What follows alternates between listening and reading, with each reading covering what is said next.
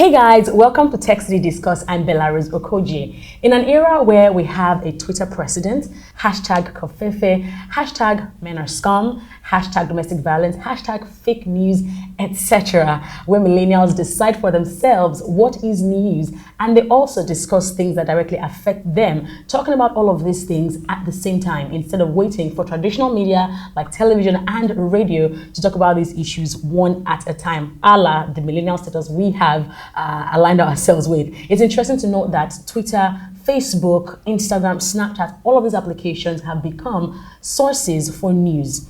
Also, very interestingly, young people have decided to be the newsmakers by themselves. Today on the show, we talk to broadcasters on radio and on television as to how much important social media has become to their jobs, and even more, how they source their news, and how perhaps social media has changed the game of broadcasting and, most importantly, news sourcing. Guys, please say welcome to my guests in the studio today, Victor Matthias, who happens to be a broadcaster, voiceover artist, social media manager. 3. What else do you do? Let's just stop there. Okay.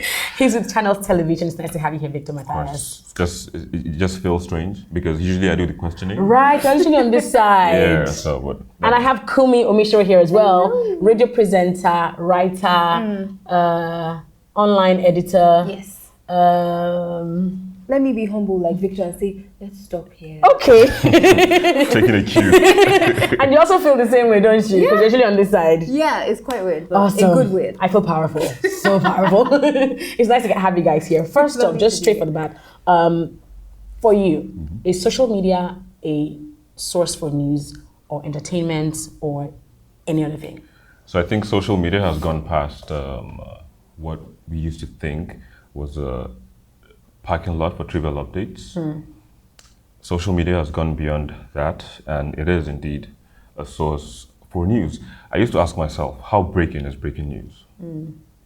Because the thing is, before a television station, a radio station, a newspaper outfit gets to the scene of an incident, for instance, today we had the accident on Lagos-Ibadan Expressway. Yeah. So someone had tweeted about it before news outlets started coming and all that. So I think that is the breaking news. So it's broken first on social media before the traditional media outlets come on ground, get the full bite of the story. So indeed it is a source for news, but then you just have to verify, you have to be careful. And what is it for you? I love two things that Victor spoke about. First of all, how breaking is breaking news. I think that's so true. You know, I love the instantaneousness now, I would say, of news. And also in regards to verifying the news, I think it's also important, or I would say I'm glad that traditional organizations have embraced, social media. So if someone puts something up that I'm not so sure about, CNN, might just verify that with one tweet, or channels, or MITV, whatever it is. So yeah, I think they work hand in hand now. So as broadcasters, right, when you're preparing for your show, for instance, naturally you look for topical issues, perhaps from the newspaper, from what's been reported, etc. But now we find that online conversations are driving offline conversations. People are talking about domestic violence on Twitter and on Instagram. They are putting out pictures, using hashtags and whatnot. And because there is a focus of, that issue on social media, we find that offline, our parents are talking about these things. We have TV stations talking about these things. Would you say social media has become the news maker? That's very interesting. Victor, would you like to go first? I was going to ask you that same question, but then it's okay. Yeah, social media, you can say yes, it is a newsmaker because social media is the voice of the voiceless. Because back in the days, you would struggle for airtime, you would struggle for space on the newspaper or in the newspaper. But now with a tweet, you can start talking about something, and like minds will join the conversation. Maybe you want to talk about Kofefe. You make the hashtag, and then people jump on the hashtag, start talking about it. So you talked about domestic violence. Yeah. So some years back, there was this lady who was working for a company, and then she got beat by her employer. I think it was a Lebanese company. So they started this hashtag on Twitter, Justice for Alice. So you get that drove that offline conversation. people were angry, people got out, and then they marched to that office, made sure the police was involved, made sure they got justice for Alice. So that wouldn't have happened if there was no social media. That news wouldn't have been out there on traditional media if there was no social. So indeed, social media has become a newsmaker. It has become a source for news, but then, like I said earlier on, you just need to verify. Does that make you feel like your skills are not being optimized? Because as a mass communication person or media and communication person, we're taught to have a nose for news. You go in search of the news. But when Twitter is quote unquote helping you get your topics, you know, how creative does that make you?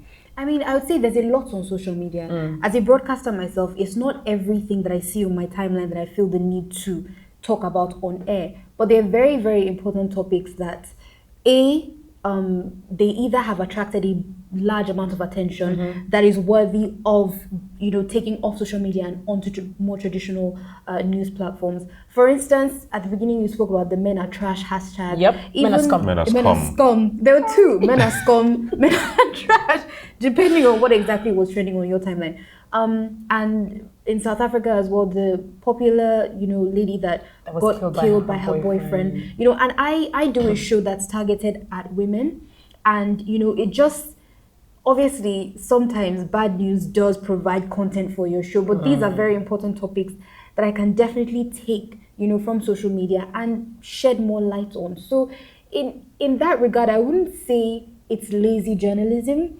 I would just say when everyone wants to talk about something, why not, you know, then continue the conversation. Interesting. Now, when you're preparing for your show, for instance, do you think that your online audience are different from your offline audience? Especially because both of you work on traditional platforms. So do you consider the fact that, I'm going to put this out there and I would perhaps craft this question in a different way for my Twitter people, but then express it differently on TV or on radio? You know, how exactly do you measure? And who would you say is more important to you? You can't say, I mean, everyone is important. Right?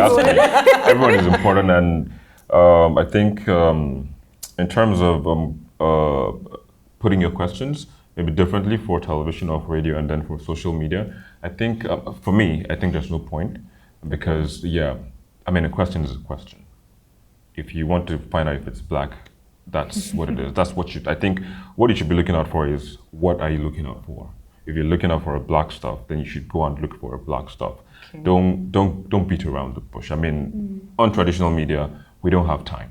So you know your show is 30 minutes, you just have to hit it, 30 minutes. Have your time for social media, have your time for those on the traditional aspect, all the platforms. So I think across board, both are important. Okay.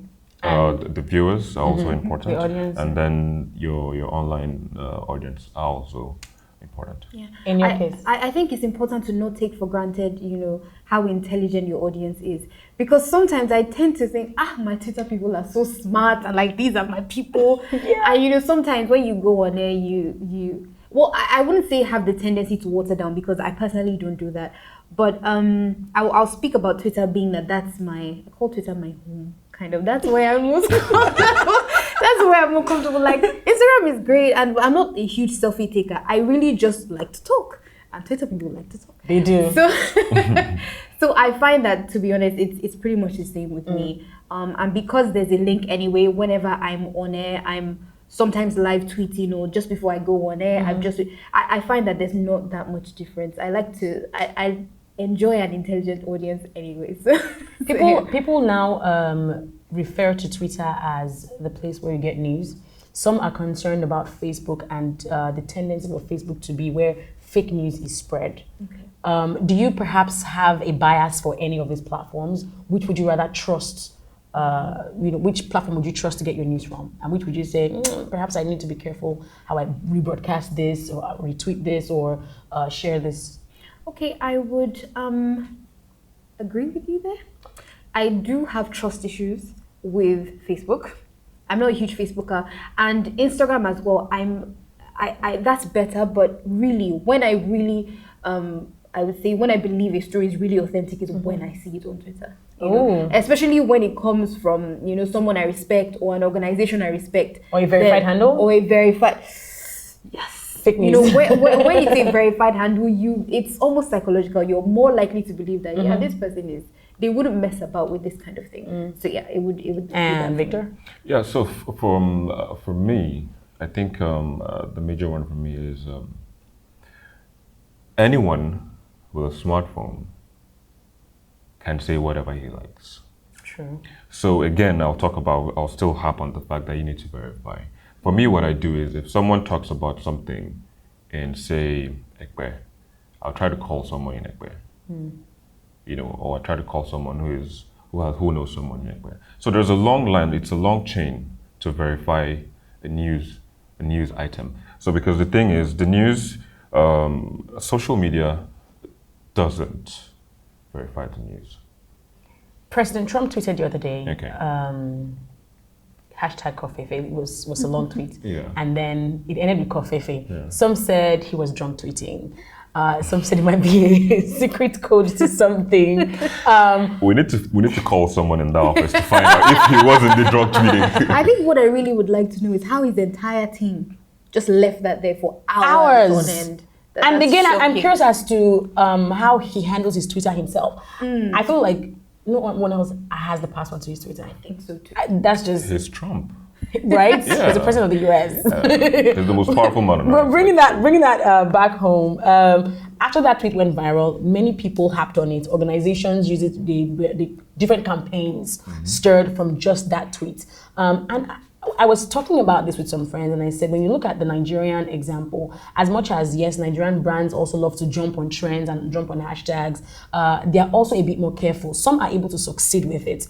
As broadcast people, when you see, perhaps your organizations obviously have social media handles. When things are trending, do you feel it is absolutely necessary to jump on some of these hashtags or to respond in a very witty manner because you want to be a part of the trend or you want more views, more retweets and whatnot? Is it absolutely necessary? And at the end of the day, what exactly does this do? Okay.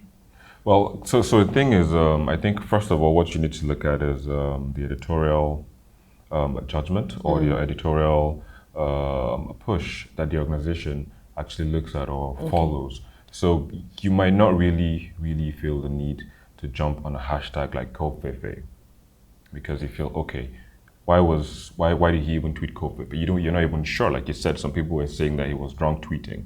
You know, so you need to be sure. You need to be sure that it has an impact on your viewers, on the populace, the downtrodden, before you make a jump to get more on what the hashtag is talking about. When a hashtag came up, I think it was no to comms payment. I think there was this tax they were trying to introduce on communication devices. I can't really remember the hashtag. You know, so people started talking about it, and we saw it at channels, and we're like, okay, what's this hashtag about?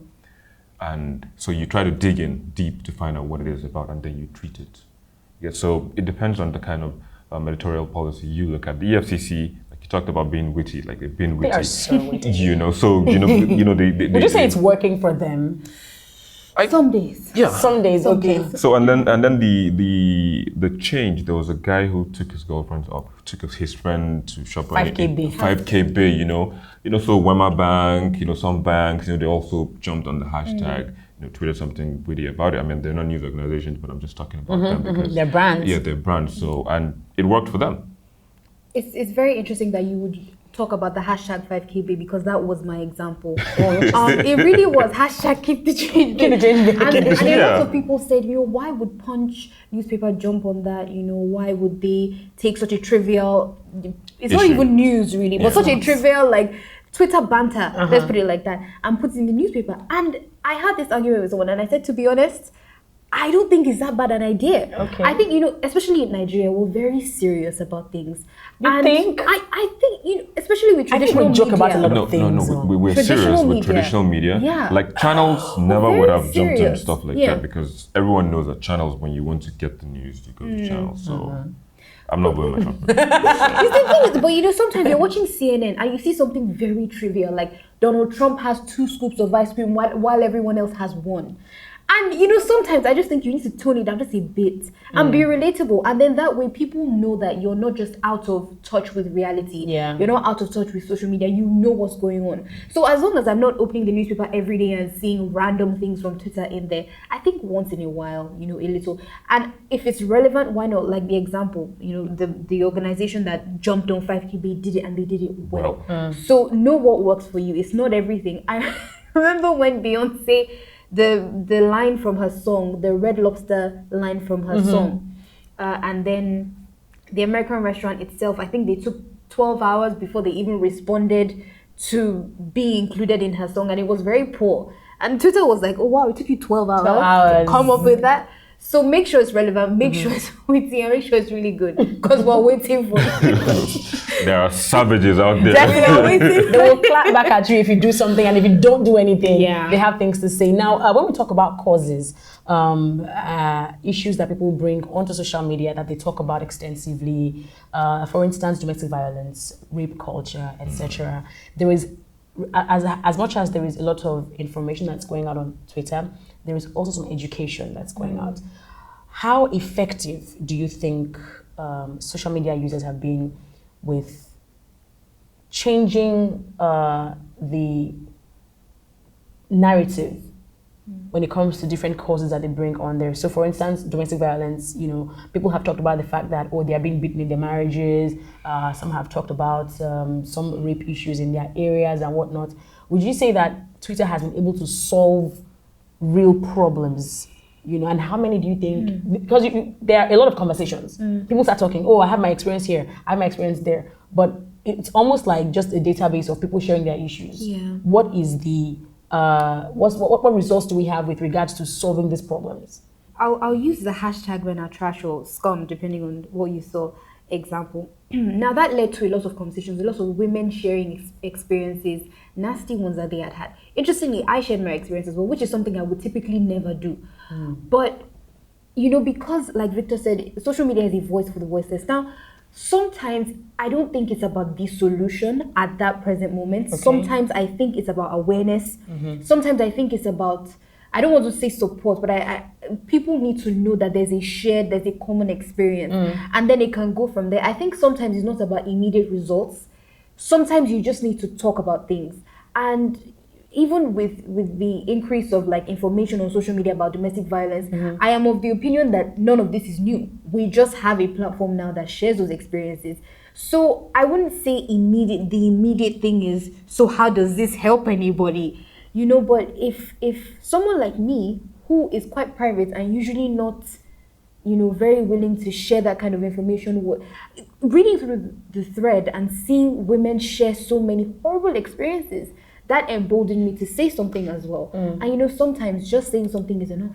Do you think so too? Yeah, well, let me just take a different perspective from what she said, because if you look at the elections from 2015, social media actually went a long way in giving people a mind, or helping them to make their minds up on whom Voting whomever they were going to vote for. And that's one. Two, social media has also helped people to get their representatives to do what they want them to do. In other words, help them to make them accountable to them. So it is actually resolving some issues. Yeah. But I think there's still a lot to be done. Okay. There's still a long way to follow. There's a long path to follow. More can be done than what we've seen already, apart from elections, apart from getting representatives to do stuff that they're supposed to do, or stuff that they were voted to do. I think we still can do more, because there is the issue of anonymity. Yeah. You just go out there and then you can just decide to say stuff. You can just decide to say stuff that isn't, and you're misleading people. And because no one knows who you are, because you're anonymous online, they can't really hold you accountable, and they can't really trace you. So I think the government needs to come in here, maybe through a court order or something. You can track someone down if he says something that is not right. I mean, the whistleblower thing, let me just chip this in. Okay. Someone blew a whistle and then he was wrong. So the same court, the same court, that was a Maiduguri, the same court that issued the search warrant, remanded the guys in prison. So I think we need to have something of that sort on Twitter so that issues can actually be resolved, so that people don't just bring issues for bringing up sake, and just wind up sentiments. I just need to add another, example I just thought of in my head now is Black Lives Matter. Now, a lot of times you find that with traditional media, especially in America, sorry, but it's true, in America, you find that they tend to be a bit quiet, about issues that don't put white people in good light. Let me just put it like that. But then all of a sudden, with social media, we get to hear the stories that aren't usually heard. And some people might say, well, that's not a solution in itself because, it doesn't matter. Black people might still be, gunned down every other day. But I would almost say that at least we know. Right.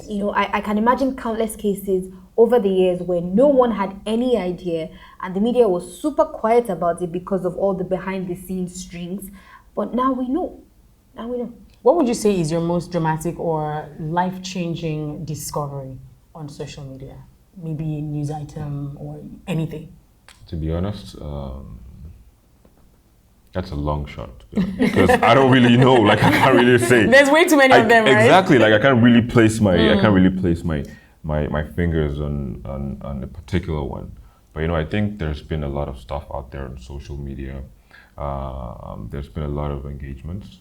But then let me just put it that the jokes on social media is really cool for me. They are so funny. Yes, when we were covering the 2015 elections, I was monitoring all our social media platforms. You need to have seen the comments that were coming. How much work is that though? Being in charge of social media platforms and handling mentions and putting out 140 character tweets and just trying to accommodate so much. It's a lot of work, so you need to be calm. Oh, I see. Okay. Yeah, you just need to be calm because you have a lot of screens right in front of you and you're looking at Facebook, you're looking at Instagram, and then you're looking at the comments that are coming on YouTube because it was live. There was a live broadcast on YouTube, so people were watching from all over the world, and I couldn't help. I really enjoyed myself because the comments were hilarious. I can imagine. So all the comments. This one says this. Oh, this one replies him. Oh, then someone jumps on back the comments. And forth. There was all that back and forth, and I kept laughing. I'm like, yo, what's going on?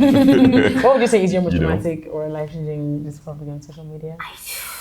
I don't know. That's very difficult. I would say it would probably have to be something I read. Maybe a link to something that I read that, changed my mind about something. But I don't think there has been one tweet or one hashtag or one, Instagram post that's absolutely transformed my life from the inside out. I think one or two kidnap cases, I believe, made me realize that this whole kidnap, because we're in Lagos, and when you hear some things in other parts of Nigeria, it's it's not happening here, so we're cool. Yeah. So I think that just changed my mind about, it makes me realize that things are really happening outside Lagos, in the north as well, Boko Haram and all of that. Sometimes you feel we're far from that, so it doesn't really affect us. When you see pictures, and I think people should be careful with pictures on social media. They put out very, very sometimes very graphic images and they just put it out there. So I think for me that's mine. It's so, it just makes me feel wow, people are going through stuff outside here, and it makes me grateful for where I am. And just before we go, so back in the day, people would say things like, be careful what you tweet. You don't know who your next employer would be. You don't know if the HR person will require your Twitter handle or your Facebook page to go see what you have been saying and stuff like that. And recently we heard that the US government will be requiring social media handles for the past 5 years and really weird stuff like that. Do you think that's going to be a norm? And how would you basically advise anyone out there who is very active on social media to handle their business there? I have no problems with that being a norm at all. Really? Honestly, because if I was an employer, I would want to know as well. People feel very comfortable on social media, and that's a good and a bad thing. And I want to know the kind of views you have on certain things. This might seem too personal, what's your business? But I really would like to know the kind of person that I'm employing, and I'm very conscious of it myself. Okay. I'm not running for president or anything. Well, I don't think I'm running for president. Let's see what happens in the next 10 years. Exactly. I don't think I am in the near future, but I want to be considered. I am someone who is respectable in this society. You're all right. Am I all right? And so I don't want to, retweet anything offensive or anything that I consider irresponsible. So I think it's important to watch your back on Twitter or social media in general. And Online generally. Yeah. Actually. okay. I mean, because let's look at the example of this lady who was fired while she was on board. I think she was coming to Africa. I think she was going to South Africa, and then she tweeted something about HIV or something in Africa, and then, everyone went gaga about that tweet, and then before she landed, she was fired. So I think yes, yeah. So that's the power of social media. That's the power of what you put out. That's the power of what you put out on social media. So indeed, people need to watch their backs on social media. They need to watch their backs online, actually, because they say the internet doesn't lie. You can find people digging up tweets from 2015, from 2014. Well, Look at Donald Trump. I love exactly. when you just see something he said in 2017 Years and ago. something he said in 2012 and all so, the time. So that way, I mean, you really need to be careful. Right now, to get into the United States, they would look at all these things, Yes, because they will. times are changing. Extremism, terrorism, it's real. So they don't want to hear stories. So that's why they would say, okay, let's look through your Facebook page, your Instagram, blah blah blah, and yes, even LinkedIn. Like employers look at you. Yeah, on LinkedIn, true. So they look at you and like, okay, here's this, that, and that. You're applying for a social media manager job. They will look at, okay, let's look at your engagement. Companies or brands don't want baggage. So when you seem to be a baggage, like you said, it might be personal, but then your personal views Sometimes has a professional. So yes, you need to watch it.